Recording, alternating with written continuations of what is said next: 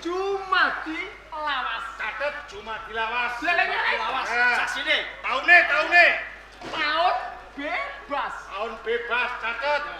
Lah, mulane. Tanggale. Iya. Tanggale yen dumudul sangka kidul. Jumudul Sangka kidul. catet. Tanggal jumudul saka kidul. Isih menemen. Terme prau gabus. Terme prau bagus. Umambange watu. Watu hitam. Niku tok. Isih ono kok ijek terus. Yen ono ngenteni basa ebling. Basa ebling. Kali di. Ngono ah.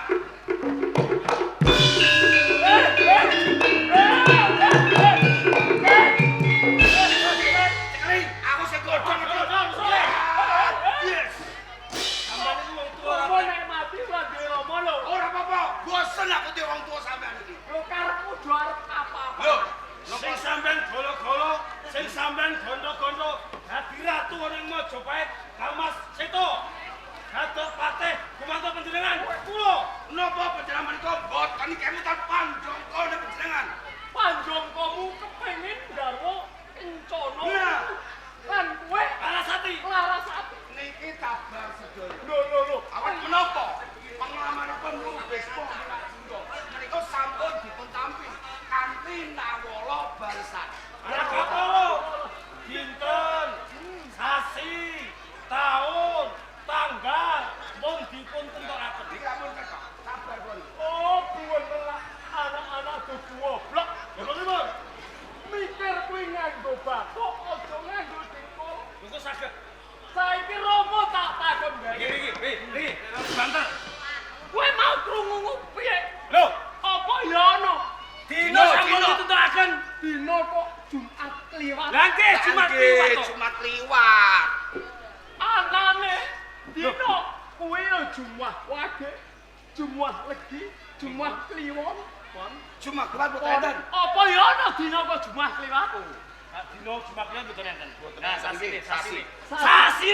Sasine Jumat dilawas. Lah nggih Jumat dilawas. Jumat dilawas niki pun bener. Kowe tau krungu? Nate Sasi kok Jumat Lho dilawas. sing enten napa? Jumat dilahir, Jumat dilawas. Jumat dilahir, Jumat dilahir. Kejep, ruwan, poso. Oh, mboten enten. Ono ta ora? Mboten enten. Tahun. Apa kowe tau krungu? Tahun kok tahun bebas? Lho, taune wau tahun bebas. Tahun bebas. Lah, sing leres. Lah sesuk kuwi ya tahun baru ono. Lah niki nggih cocok. Jumudule tanggal saka kidul. Kowe tau ngerti tanggal kok jumudul kok kidul. Lah sing lumrah niku ya pundi? Ya kakulon. Tanggal kulon. Kulon kowe tau. Oh, niki. Kerenipun. Kerenipun prau gabus. Ayo. Mambange watu hitam. Kowe tau weruh watu hitam kok kemambang. Gabus kok kerem. Tau ora? Oh, dadi prau gabus niki mboten saged kerep. Ora iso kerem. Watu hitam Ciliko watu Watu hitam ora iso. Ah, sik niki yang pungkasan.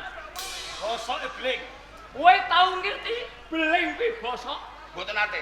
Lah mulane Berarti pendem 1000 tahun, ora bakal basa. 1.000.000 tahun. Ora bisa basa. Ngeten iki nggih Cocok. yang sepuh. Ah. Kula panjangga panjenengan badhe kasempatan kula dados ratu.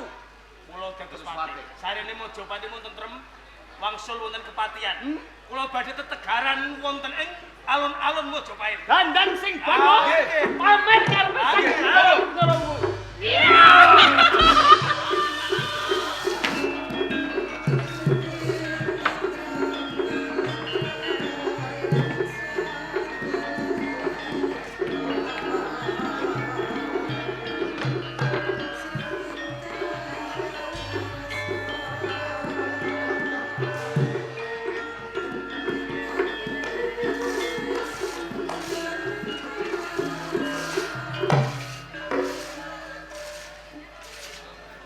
Yogine aku nandang urip sing kaya ngene.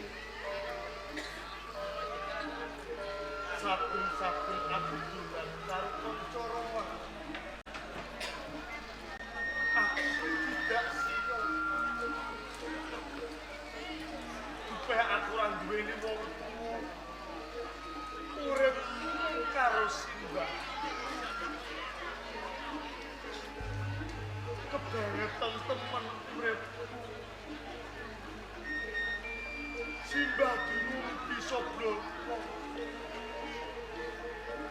Sopo sejatine wong tuaku.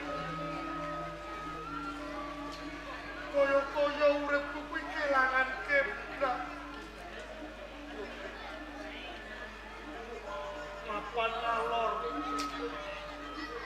Aku dicecenges tonggo tepaku. Kaya-kaya wis ora kuat maneh. Aku nandang urip. Tansah nandang sing coba.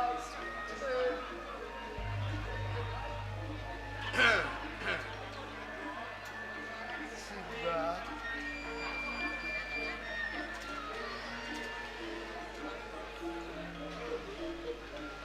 Ya sing gedhe pangapuramu. Mbok menawa kowe urip karo Simbah.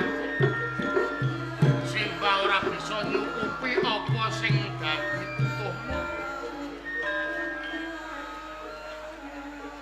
Mbok menawa isih kurang nggone Simbah meneng. Mboten kados ngaten, Simbah. Kula mboten gadah raos iri lan meri dumateng kanca rowang kula wiwit sandangan kula. Babar pisan kula niki nggih mboten meri. Lah banjur sing tok pikir ki apa? Saben-saben tak sawang kok kowe seneng ngalamun lungguh ijen sok kala mangsa kembeng-kembeng waspa. Mbok iya yen ana perkara kuwi kandha karo wong tuwa ben wong tuwa ora bingung. Rumaos keronto-ronto wonten saklebetipun manah kula. Saben-saben kula niki dolan kalih kanca rowang kula. Kula tansah dipundak siya. Damar wulan menungso sing ora duweni wong tuwa. Mila kanthi menika Simbah. Kula niki kepengin ngertos sinten sejatosipun tiyang ingkang ngukir jiwa raga kula. Menawi sampun pejah wonten pundi pundhungipun, menawi tasih sugeng wonten pundi papan dunungipun, kula namung badhe sungkem. Perkara kuwi to. Ngaten iki. Layak ta layak saben-saben tak sawang atimu kaya goreh. Atimu kaya panas pindhanemu bengi kitiraning wayah awan. Mung perkara kepengin ngerti sapa tenane wong tuamu. Leripun kados ngaten. Ya. Gen, Kamar Wulan. Inggih kula. Mergo saiki kowe wis gedhe, kowe wis dewasa. Wis pantes umpama kowe ngerteni sapa tenane wong tuamu sing ngukir jiwa ragamu. Tenane kowe kuwi ora anake wong aceplek. Nanging kowe turase wong ngawirya. Wong tuamu kengukir jiwa ragamu mbiyen wong nomor 2 ning negara Majapahit ora ana liya Patih Maudara. Nanging punten dalem sewu ya. Menawi kula titisipun piyai angka 2 saking Praja Majapahit. Ya. Kenging menapa gesang kula mapan wonten ing dusun Palombo. Lah yen pancen kowe kepengin ngerti sejatine sethithik Eyang tak ndongeng. Nalika ning negara Majapahit isih kencar-kencar kengasta panjenengane Sinuwun Prabu Bramartunjung. Keng dadi warangkane kuwi Patih Maudara ya wong tuamu. Nalika semana Majapahit kagawe geger dening Kebo Marcoet nganti Sinuwun Prabu Bramartunjung nganakake Giripatembaya.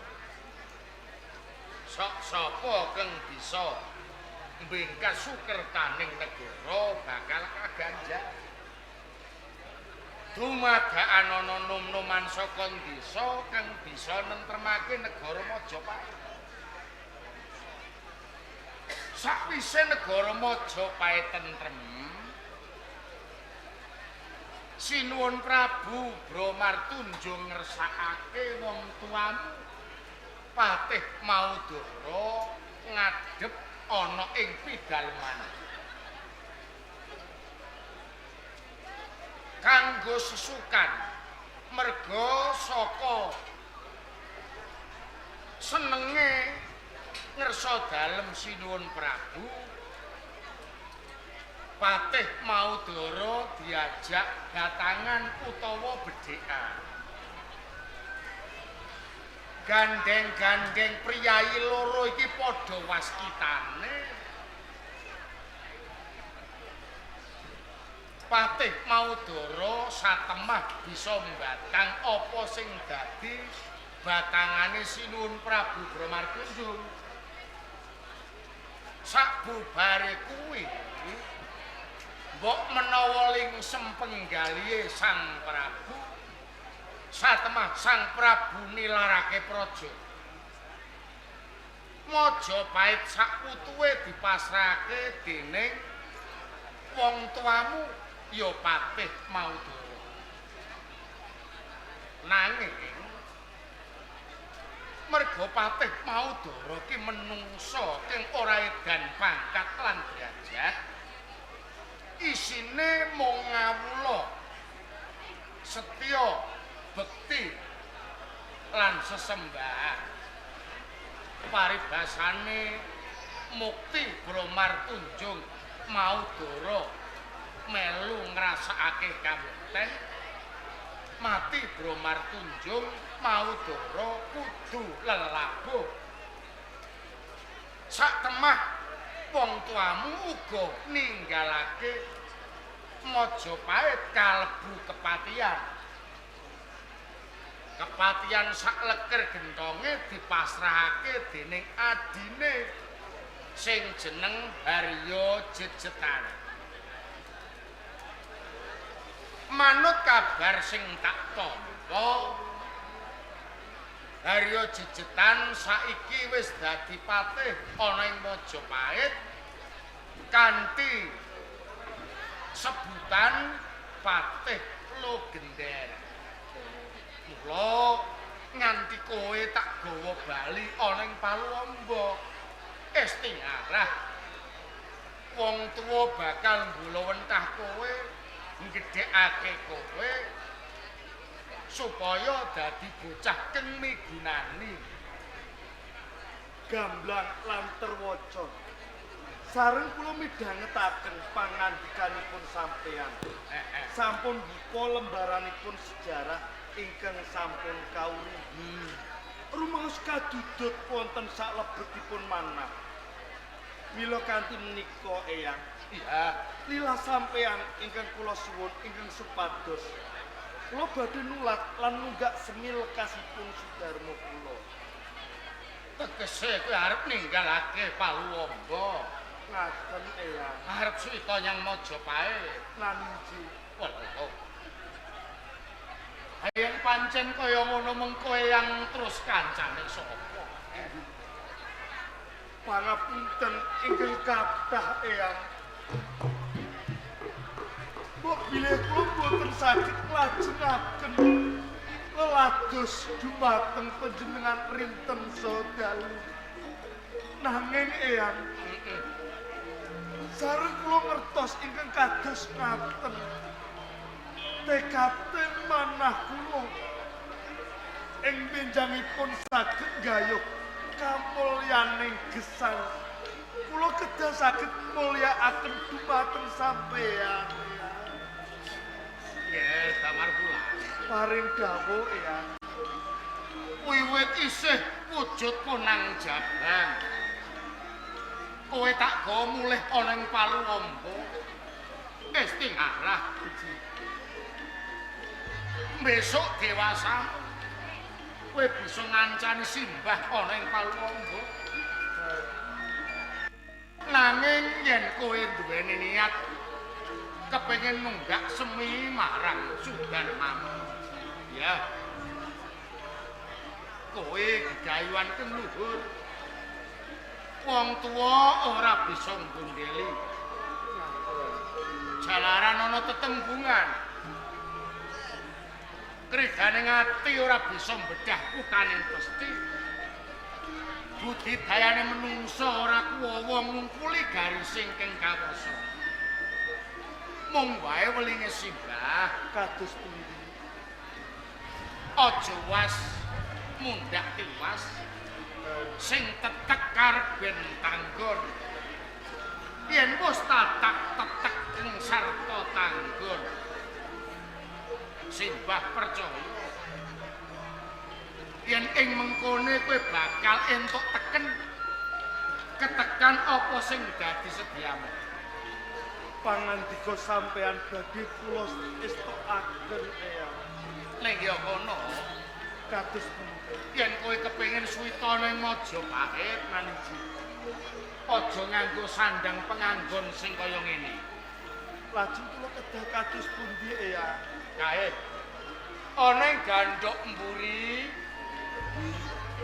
kaya ana sandangane wong tuamu. Kae nggonen minangka piranti kowe suwita ning Majapahit. Menawi kados ngaten nyuwun medal sawetawis eyang. Ana salina. Maniji. Heeh.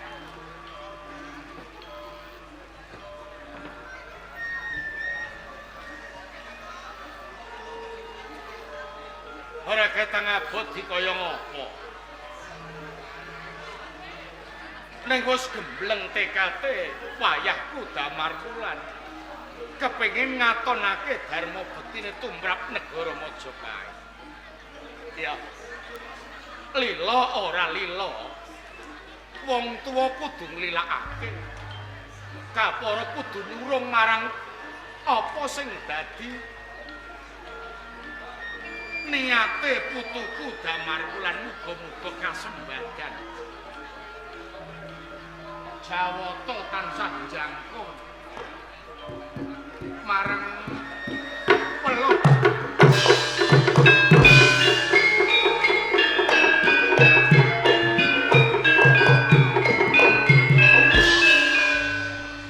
Satemah kami tenggengen simbah. Ora bisa kumecap paribasane sakwise nyawah kowe nganggo sandang penganggone. Wong tuamu patih maudhu. Kula matur suwun sanget dumateng sampeyan eyang. Jebles ora geseh babar pisan. Kaya nom-nomane patih maudhu. Kaya sinendal rasaning atine simbah. Kelingan nalika jaman semana. Ya. Ngene.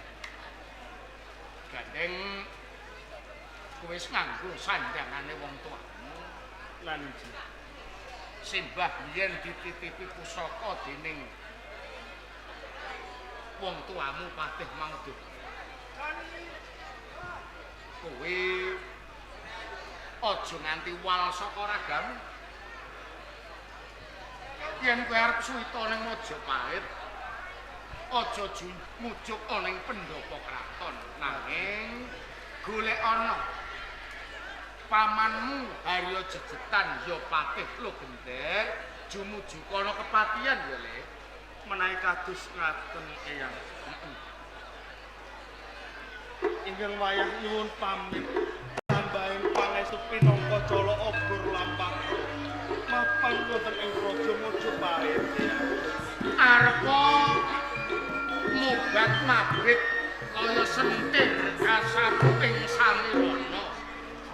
Dungane wong tuwa bebasan ora ginggang barengi marang saben sak pecah lak. Sing ati-ati ngaten muga-muga kasumbadan panjang kami.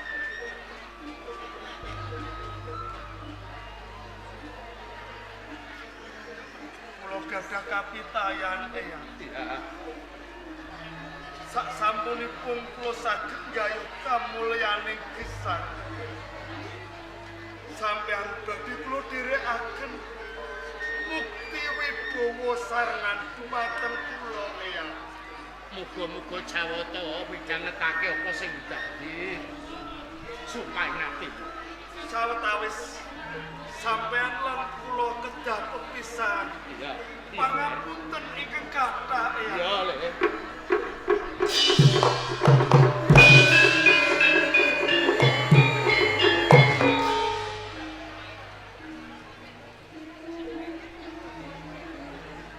Suwung meneh ana perdapat palu. Ora ana sing tak ajak jejagongan. Ora ana sing tak ajak gegojekan. Ya. Mergo kuwi wis dadi panjang kamu wong tuwa. Ora gendhat nggone tetunggu. Bakal munggah ing sanggar palanggatan. Nyuwun marang ngersaning Jawata supaya bisa kasembadan kekarepanmu.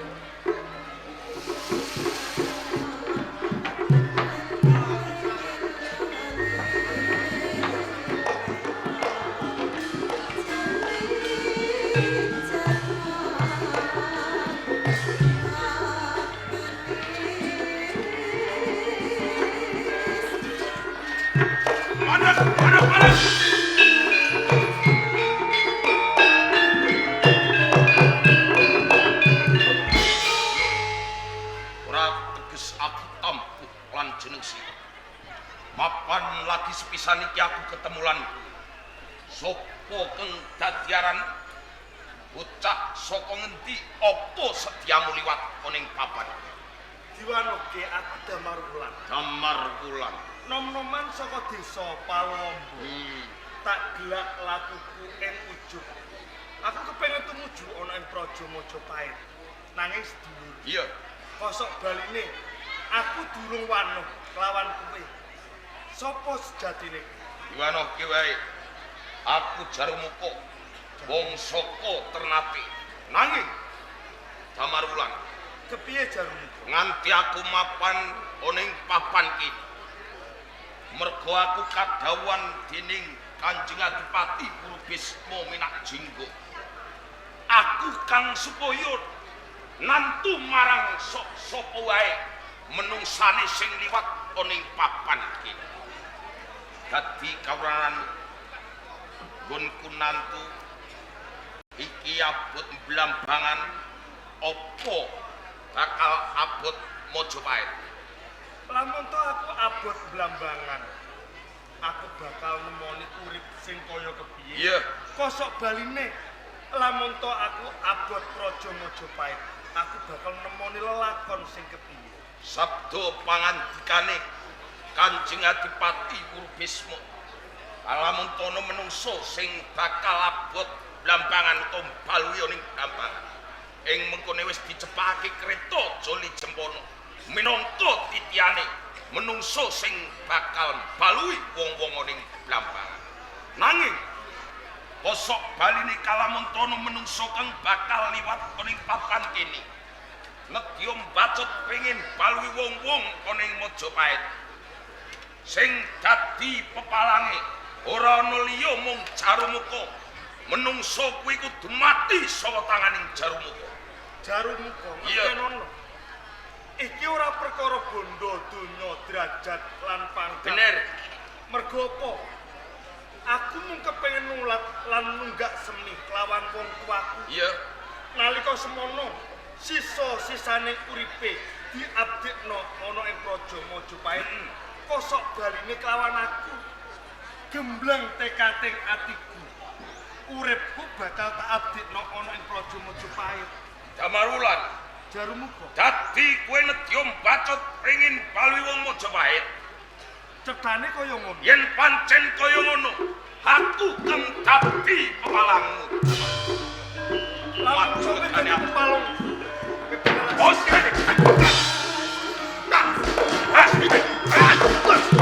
yo coba tuni brodol